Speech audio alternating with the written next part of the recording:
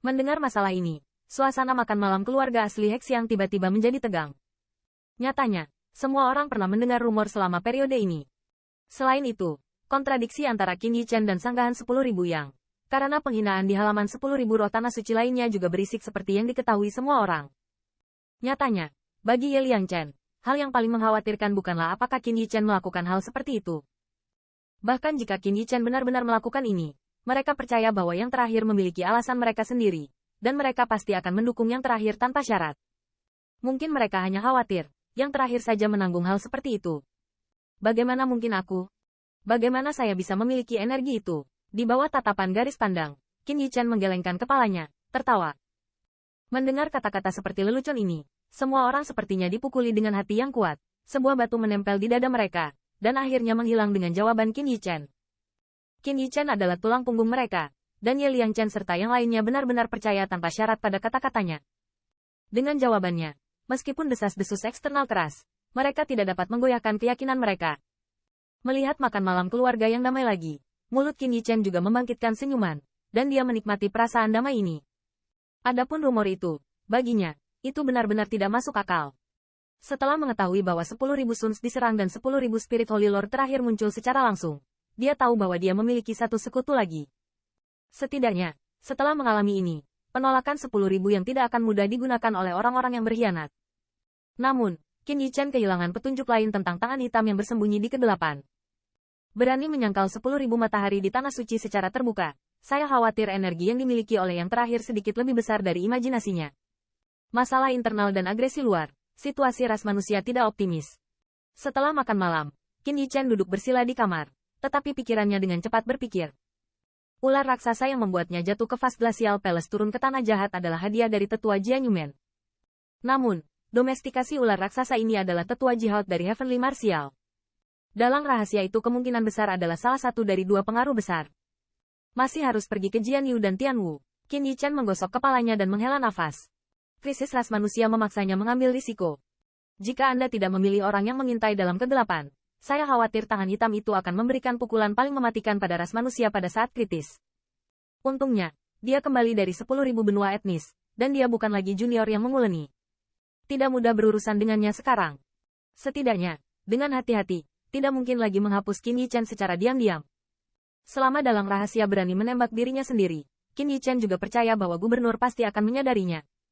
Jika Anda dapat menggunakan hidup Anda untuk mengubah stabilitas di dalam ras manusia, itu mungkin bermanfaat. Namun, untuk amannya, Qin Yichen memutuskan untuk pergi ke Seng Tianfu sebelum pergi ke Tianwu dan Jianyu. Teman kecil, lama tidak bertemu. Ketika Qin Yichen pertama kali memasuki Seng Tianfu, siluet yang sedikit kurus muncul di samping Qin Yichen. Orang tua ini adalah tetua agung dari kelompok tetua. Dia bertemu dengannya ketika pembangkit tenaga listrik klan Phoenix tiba, dan kemudian Qin Yichen hanya bertemu sekali di meja bundar. Penatua hebat, melihat lelaki tua ini, Qin Yichen juga sedikit memberi hormat. Apakah kamu di sini untuk menemukan pemilik rumah? Pemilik rumah sepertinya tidak ada di dalam rumah. Jika ada sesuatu, Anda sebaiknya memberitahu lelaki tua itu bahwa jika dia dapat membantu Anda, lelaki tua itu akan melakukan yang terbaik. Di hadapan Qin Yichen, tidak ada apa-apa pada tetua agung. Lagi pula, sebagai salah satu orang top di Human Rache, mereka tahu bahwa anak ini diambil sebagai murid oleh gubernur. Mungkin dia akan mengambil alih beban gubernur dan menjadi andalan Human Rache di masa depan. Melihat penatua agung yang antusias, mata Qin Yichen tidak bisa menahan pandangan sekilas. Terima kasih banyak Great Elder. Tapi junior baik-baik saja, jalan-jalan saja itu saja. Qin Yichen dengan ringan berkata sambil tersenyum.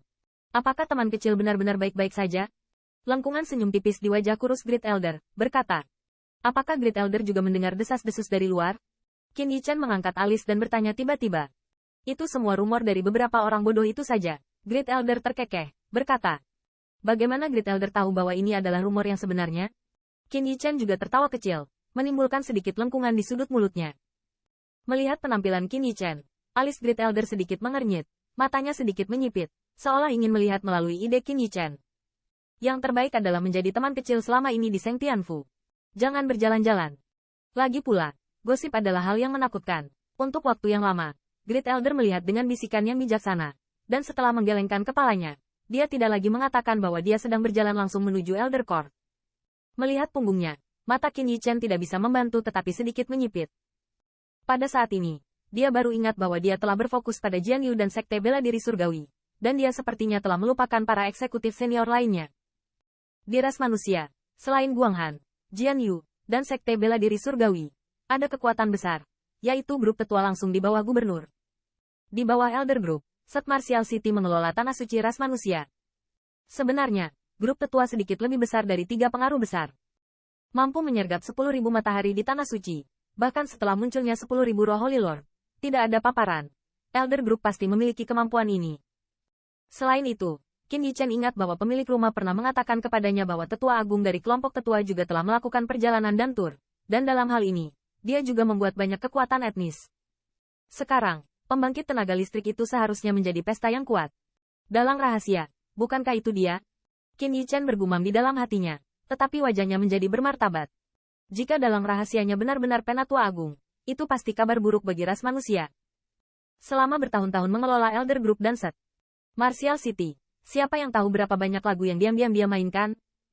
Memikirkan hal ini, Qin Yichen bahkan tidak berpikir untuk pergi ke Jian Yu dan Sekte Bela Diri Surgawi.